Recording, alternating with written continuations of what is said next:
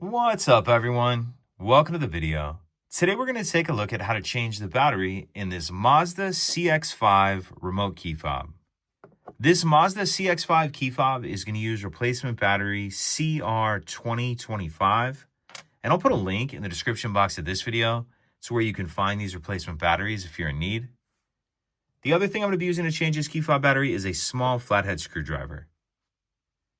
So the first thing I'm going to do is grab my key fob and remove the emergency key that's in the bottom of it.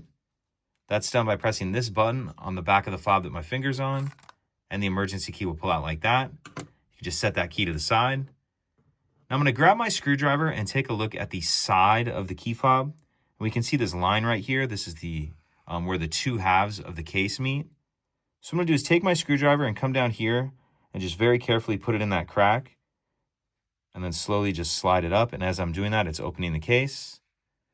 And then once you get the case far enough open like that, you can go ahead and pull it the rest of the way apart with your fingers.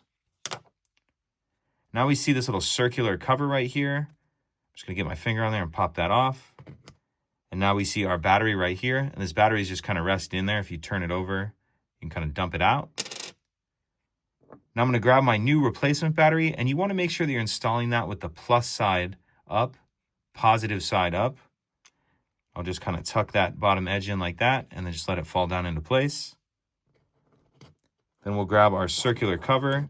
And if your little rubber grommet has come off like this one has, make sure you get that back on that cover like that. That's what helps keeps the moisture out. So we'll grab our circular cover and snap that down into place. And then we'll snap the two halves of the case back together. And I'm going to start the top of the case in first. You can see there's that little tab right there. So I'm going to tuck that tab in first like that, and then snap the case back together. Slide the emergency key back in, and that's it. If you could take a second to like and subscribe, it helps us out, and I'd appreciate it. Thank you.